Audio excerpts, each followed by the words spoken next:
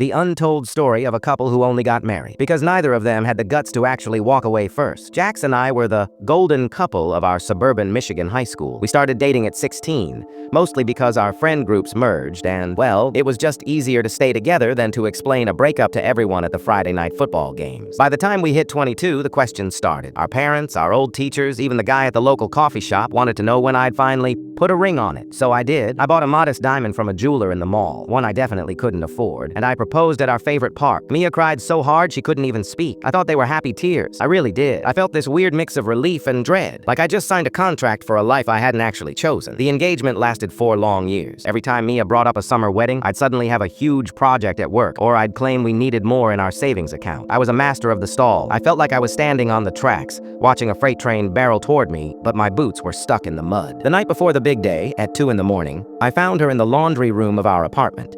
She was sitting on a pile of towels, staring at a flickering light bulb.